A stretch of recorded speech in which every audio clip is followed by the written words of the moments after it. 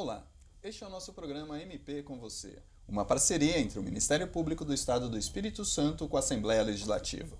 O objetivo do MP com você é aproximar ainda mais o trabalho desenvolvido por procuradores e promotores de justiça do cidadão capixaba, esclarecer dúvidas e mostrar na prática como é feito o trabalho no Ministério Público Estadual. No programa de hoje, vamos receber a promotora de justiça e dirigente do Centro de Apoio Operacional da Infância e Juventude, Patrícia Calmon Rangel. Vamos abordar a situação do adolescente em conflito com a lei, o aumento da violência entre os menores de idade e de que forma o Estado, o poder público, pode buscar soluções para este problema social. Assuntos que dizem respeito diretamente a você, cidadão. Olá, doutora, seja bem-vinda. Para a gente dar início a essa entrevista, o que é exatamente esse Centro de Apoio da Infância e Juventude? Obrigada, é um prazer estar aqui. O Centro de Apoio, como o próprio nome diz, é uma estrutura do Ministério Público que tem o objetivo de dar apoio aos promotores de justiça. São centros de apoio operacional.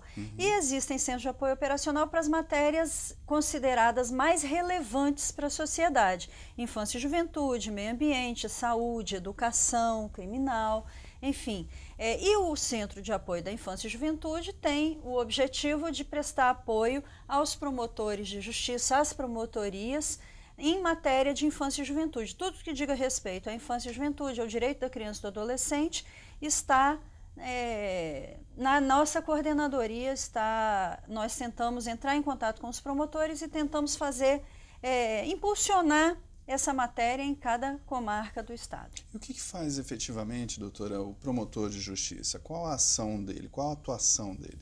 Pois é, o promotor de justiça da infância e juventude tem uma atuação muito ampla, tanto no que tange aquele caso individual de uma criança que está na rua, de uma criança que usa droga, de uma criança que necessita, que está sendo abandonada pela família, negligenciada, abusada sexualmente, enfim. Todas essas situações individuais o promotor tem que atuar, protegendo essa criança, visando a proteção, visando assegurar mecanismos de proteção a essa criança, como na tutela coletiva.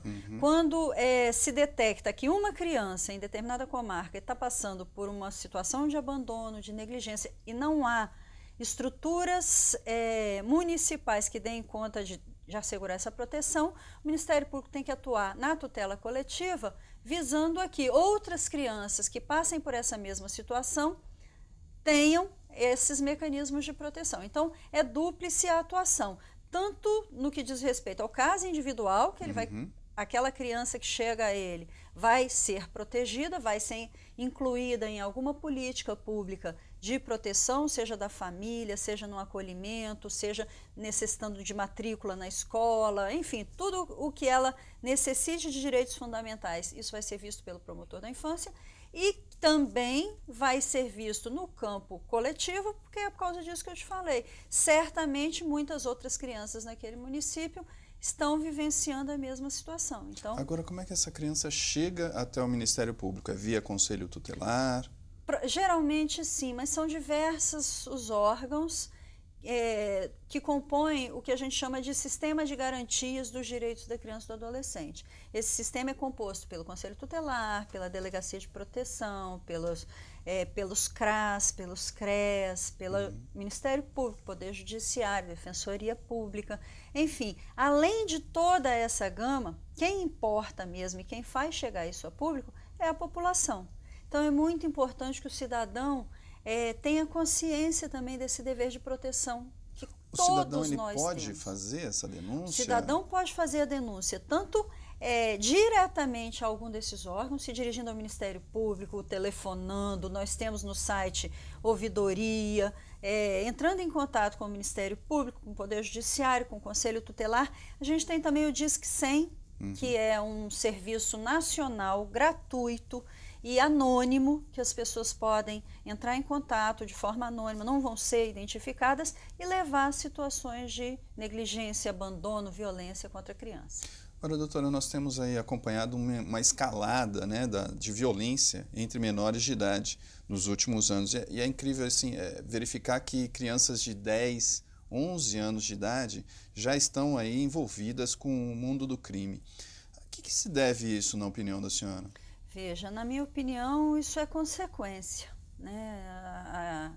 A criança, ela está exposta ao que o seu entorno, né, o seu ambiente social a proporciona. Se é proporcionado a essa criança opções de lazer, alternativas de esporte, de educação, de cultura, que possam dar a ela uma perspectiva de futuro digna, ela tem essa via para escolher, que eu acho que é a via que a maioria dos nossos filhos escolhem, né? A gente proporciona o que para um filho da gente? A escola, valores, ética e uma perspectiva de futuro. Quando uma criança não tem isso, seja por uma questão de desarmonia familiar, de valores equivocados dentro da família, na comunidade onde ela se encontra, ela não tem acesso a uma escola de qualidade, ela não tem perspectivas, seja no esporte, na cultura, em todas essas vias que a gente vê que as políticas públicas falham, ela tem muito mais possibilidade de ser cooptada pelo tráfico, pelo crime, pela violência. E a gente tem que considerar que o tráfico rende dinheiro. Certo. O tráfico ele é uma proposta sedutora para uma criança que esteja desacompanhada de valores, de proteção da sua família. Por quê? Ele promete um dinheiro fácil e rápido e imediato. Só que isso vem acompanhado da morte, né? A gente vê que os elevadíssimos índices de letalidade infanto-juvenis geralmente estão de alguma forma envolvidos com a questão do crime e do tráfico. Mas essa perspectiva de uma morte breve, de violência, de dependência química, essa criança não tem. Ela precisa da proteção de uma rede que a impeça de ser seduzida por esse universo. Quer dizer, seriam necessárias, então, políticas públicas preventivas e também um trabalho com a própria família? Com a família. Eu penso que desde a política pública de planejamento familiar, né, as políticas públicas de saúde, que façam com que essa família tenha um planejamento reprodutivo, tenha uma ideia de ter filhos com a intenção de cuidar deles e não ter filhos e abandoná-los, até opções para essa criança, né? Desde que nasce, não se deparar com fome, não se deparar com violência, não se deparar com abandono, se deparar com um ambiente familiar e comunitário que seja minimamente propiciador da vida, que assegure a ela possibilidades de desenvolver suas potencialidades, porque todos os indivíduos têm potencialidades a serem desenvolvidas, só que precisam ser canalizados para isso. E muitas vezes essa sedução de um dinheiro fácil, de um dinheiro rápido, que está na exploração sexual para as meninas, muitas vezes, né? As meninas são muito precocemente encaminhadas para a erotização, e está no tráfico para os meninos. E isso é fato, né? Está na rua. O que a gente tem que fazer é realmente buscar políticas públicas, tanto no campo da saúde, da educação, da moradia, da geração de renda, do combate às drogas, né? Que é um grande mal da atualidade, para que essas famílias se estruturem de forma que deem conta de suas crianças. E o Ministério Público vem atuando exatamente nessas áreas, doutora? Exatamente. O Ministério Público detectando esses problemas, e é o que eu te falei, o Centro de Apoio, ele é um difusor e um ponto de discussão da matéria. Então, o Centro de Apoio procura criar grupos de estudos com os promotores, exatamente para discutir essas matérias, para pensar, refletir sobre essas matérias e buscar meios de atuação, estratégias de atuação que sejam mais eficazes possível, né? As estratégias que se revelem as mais eficazes. E, nesse sentido, nós criamos esse ano, elegemos metas, né, com os promotores, em reuniões com os promotores, e as nossas metas são exatamente visando a essas questões.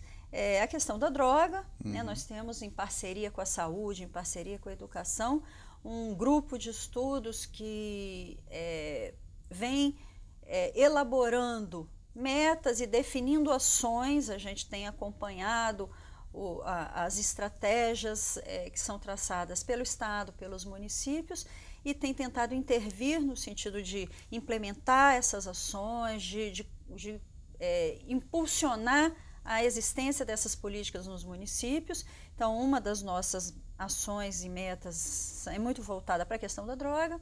A outra é para o planejamento familiar, é uma questão que a gente entende de extrema relevância para que essas crianças sejam bem-vindas nas famílias, né? Sejam queridas e venham num ambiente que não seja de abandono. Sejam acompanhadas, né? Acompanhadas, protegidas, que é o que a gente quer para elas.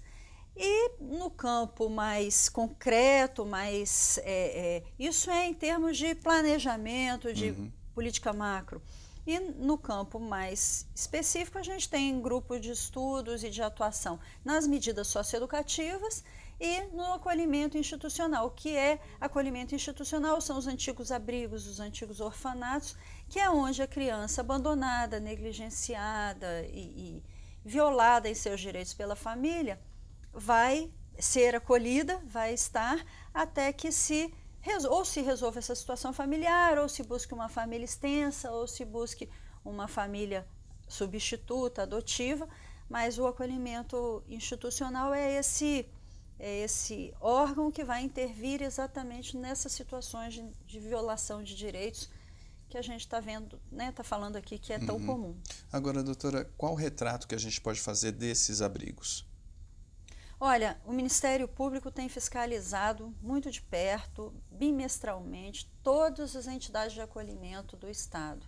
Nós temos um panorama muito preciso por conta dessas inspeções. Isso é uma deliberação nacional do CNMP, do Conselho Nacional do Ministério Público, e nós temos ido a todas as entidades de acolhimento, a todas as entidades de internação e temos montado um mapeamento, um diagnóstico bastante preciso dessas entidades. O que a gente vê é que há uma carência de equipes técnicas, de profissionais que possam tanto encaminhar a vida dessa criança de uma forma mais rápida para uma família substituta ou para o retorno da família extensa ou para a reintegração, de forma a que ela tenha direito, porque a grande questão de tudo isso, Rubem, é que a criança, o tempo da criança é um tempo muito rápido, né? O tempo da criança passa muito rápido. 1 ano, 2 anos na vida da criança faz uma grande diferença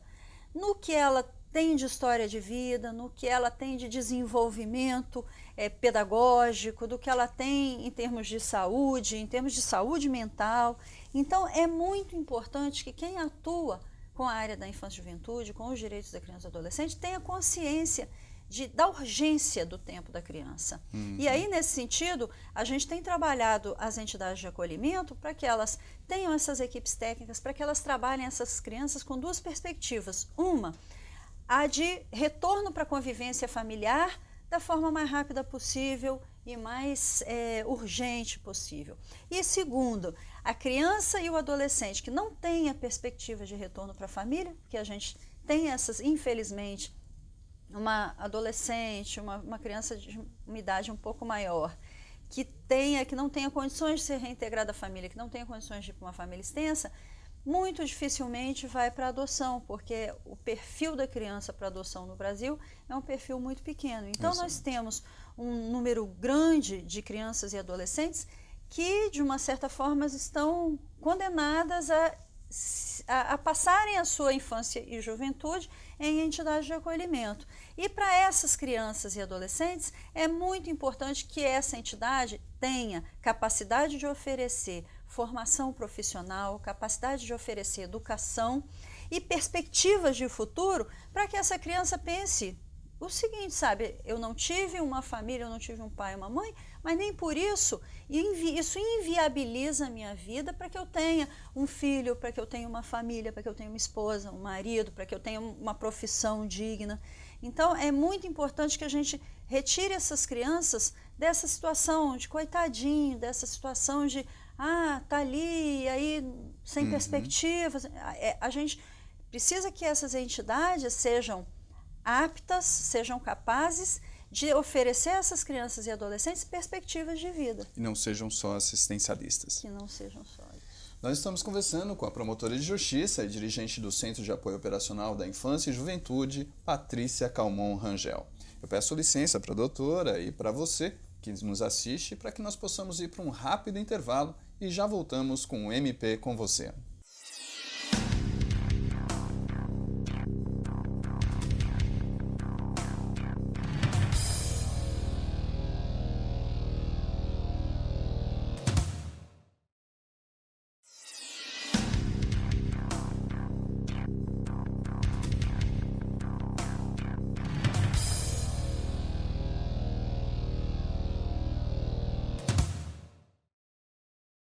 Estamos de volta com o MP com você. Hoje entrevistando a promotora de justiça e dirigente do Centro de Apoio Operacional da Infância e Juventude, Patrícia Calmon Rangel. Doutora, nós falávamos aqui da questão das drogas, das medidas socioeducativas pertinentes a menores em conflitos com a lei, adolescentes em conflitos com a lei. Agora, no aspecto técnico, como é que é feita essa internação? A partir de que idade o menor responde por um ato infracional? A lei brasileira divide as idades do ser humano em 3, A criança é de 0 a 12 anos incompletos, o adolescente de 12 a 18 e acima de 18 anos o adulto. De 12 a em qualquer idade, um ser humano pode cometer um ato infracional, um crime. No entanto, a depender dessa idade, ele vai responder por isso de uma forma diferente da outra. Então, de 0 a 12 anos, a criança que tenha cometido um ato infracional, ela vai responder através de medidas de proteção. A ela vão ser aplicadas medidas protetivas junto com sua família, porque se entende que uma criança abaixo de 12 anos já estar envolvida com o ato infracional, com esse universo do crime, é uma coisa muito grave que precisa de proteção. De 12 a 18, esse adolescente já vai receber, além da medida de proteção, uma medida socioeducativa. E é essa medida socioeducativa que tem gradações. Tanto pode ser uma prestação de serviço à comunidade ou uma liberdade assistida. O que significa isso? Significa que esse adolescente vai continuar no ambiente social, vivendo em sociedade, mas vai ter um orientador, alguém que o acompanhe e que o obrigue a estar matriculado e frequentando escola, a estar fazendo alguns cursos profissionalizantes, enfim, o que for elaborado naquele plano de atendimento dele, que seja interessante para a sua ressocialização, para a sua socioeducação, como a gente diz. Pode ser também uma medida mais drástica, a depender do ato infracional praticado, e essa medida mais drástica é uma medida de internação, é uma medida privativa de liberdade. Esse adolescente vai ficar privado de liberdade até por 3 anos, o prazo máximo que a lei impõe a cada ato infracional é de 3 anos, e esse adolescente, durante esses 3 anos, ou a depender da sua evolução na medida, ele vai estar numa unidade de internação. Quem tem menos de 12 anos não vai para uma unidade de internação. Somente os adolescentes, a criança não vai. Agora, em uma unidade de internação, doutora, que tipo de tratamento esse adolescente deve receber?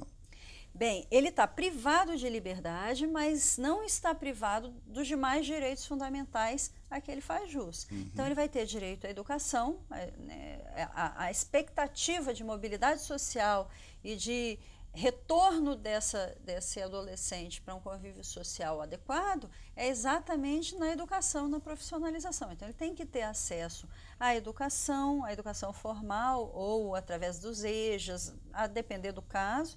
Ele vai ter acesso à profissionalização, ele deve ter, e fazer também oficinas de esporte, cultura, acesso a esse tipo de oficina, para que esse tempo que ele esteja lá dentro seja um tempo útil a seu retorno para a sociedade. Agora, ele pode ou ele deve fazer isso, doutora? Ele deve. Isso é um programa, a internação é um programa que ele tem que cumprir. Então, não faz sentido que numa unidade de internação o adolescente acorde às 11 horas da manhã, tome o café a hora que quiser, volte para a cama. Não é essa a intenção da socioeducação. A socioeducação implica em disciplina, implica em uma série de atividades e de fases que ele vai sendo promovido, vamos dizer assim, que ele vai tendo progressão e vai tendo acesso a direitos que vão se assemelhando à convivência social. Então, ele, num primeiro momento, ele vai cumprir um programa mais rígido, depois ele vai tendo acesso vai tendo uma progressão para uma medida em meio aberto, para uma LA, e assim ele vai voltando à convivência social e que se espera que de uma forma mais direcionada. Qual é a média de internação de menores aqui no Espírito Santo? Hoje a gente tem quantos menores, mais ou menos, internados, doutora? A gente tem ideia disso?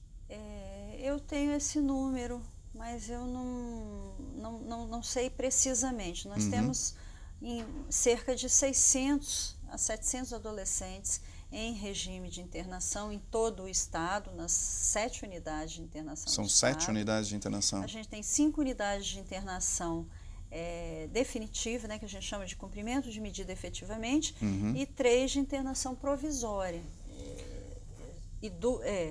São 8, né? 3 de internação provisória e 5 de internação efetiva. Agora, é possível verificar, doutora, o índice de recuperação desses menores? Dá para a gente saber se a reincidência é alta? Pois é, infelizmente nós não temos em todo o Brasil esse dado estatístico, esse controle estatístico. Seria importante isso, né? Fundamental. É nesse sentido que o Conselho Nacional do Ministério Público e a Comissão Permanente de Infância e Juventude, que eu faço parte, é uma comissão nacional do Ministério Público, que reúne promotores de todos os estados da infância e juventude, a gente vem discutindo a elaboração de um formulário, de um levantamento estatístico que a gente pretende fazer em breve para ter esses dados. Porque é fundamental para a evolução e para o melhor encaminhamento dessas medidas, que a gente saiba, né, que a gente tem um diagnóstico da realidade. Exato. O que isso propicia para esses adolescentes, qual o percentual de retorno de adolescentes para o sistema, qual o percentual de adolescentes que realmente desenvolvem um projeto de vida dentro da legalidade. Tudo isso é muito importante ser dimensionado e hoje a gente não tem projeto do Ministério Público em âmbito nacional ter esse diagnóstico em breve. O tráfico de drogas, doutora, continua sendo o motivo principal para a internação? Eu acho que o tráfico de drogas hoje atinge de uma forma direta ou indireta 70% das internações. Tanto o tráfico em si, quanto outros atos infracionais que estão envolvidos na dependência, no tráfico, homicídios, brigas de gangue, furtos, roubos. Né? Crimes patrimoniais para sustentar a dependência, violência entre disputa de espaço, de bocas de fumo, enfim. O tráfico é o grande fator hoje de delinquência infanto-juvenil. Agora, doutora, existe algum modelo no Brasil ou no mundo que a gente pode considerar aí como sendo um modelo mesmo para readaptação ou para ressocialização desse menor, que a gente poderia adaptar aqui para o nosso estado, para o Espírito Santo?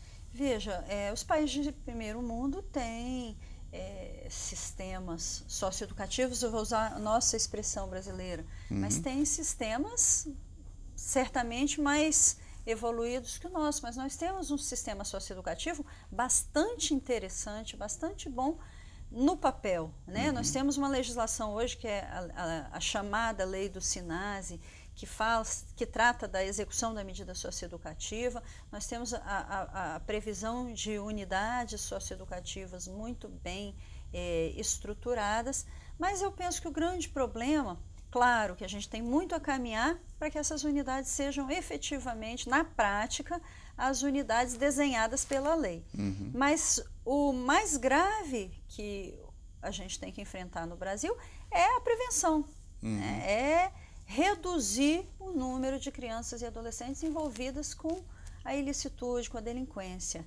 E isso se faz com educação, com saúde, com esporte, com essas alternativas que a gente conversou até agora, né? É essa política de prevenção que vai fazer a diferença para um Brasil melhor. Hoje o Ministério Público ele faz essa fiscalização dessas unidades de internação também? Sim, a mesma fiscalização que a gente faz com as entidades de acolhimento, a gente faz nas unidades de internação. Bimestralmente, o promotor de justiça, em todos os locais onde há unidade de internação, vai à unidade juntamente com a equipe técnica do Centro de Apoio da Infância e faz esse acompanhamento, vê como estão os diversos programas, as diversas atividades que esse adolescente vai cumprir para assegurar os seus direitos fundamentais, para assegurar essa socioeducação. E essas nossas 8 unidades, a gente pode dizer que elas são equivalentes? Existe um trabalho melhor em uma e pior em outra? Dá para a gente fazer essa análise, doutora? Eu acredito que nós temos, de uma forma geral, dentro de um panorama geral, muito a caminhar em todas as unidades, né? A gente tem que... Já caminhamos bastante nos últimos anos, o Ministério Público, a sociedade civil organizada, que chegou aí à Corte Interamericana em razão da situação das medidas socioeducativas, teve grandes vitórias, teve grandes conquistas, né? O Estado investiu bastante nas unidades. A gente pode falar numa evolução? A gente pode dizer que os últimos anos... nesses últimos anos houve uma grande evolução no que tange ao atendimento socioeducativo no Espírito Santo. Porque nós tínhamos um quadro crítico, né? Caótico. E hoje nós estamos evoluindo, mas ainda estamos distantes de uma situação ideal. E é para lá que a gente pretende caminhar. A Unip, né? A Unip, que era um complexo lá em Cariacica, ela continua funcionando e funciona a contento? Nós fazemos essa fiscalização, às vezes acontecem, né, incidentes, situações que precisam de uma intervenção, essa intervenção é feita e ela tem caminhado, tem assegurado direitos fundamentais e que precisam ser melhor trabalhados, mas estão numa evolução. Agora, doutora, a gente já está encerrando o nosso tempo aqui. Qual a mensagem que o Ministério Público pode deixar aí para os pais, para os responsáveis por crianças e adolescentes, esses pais responsáveis que nos assistem nesse momento? Olha, eu acho que é o que a própria lei diz, proteção integral, né? Toda criança ela é merecedora, ela tem direito a ser protegida, porque ela está numa situação de peculiar desenvolvimento, ela é vulnerável, um bebê, uma criança, ela não tem condições de, por si, lidar com o mundo e se defender das violências, das agressões que esse mundo pode trazer para ela.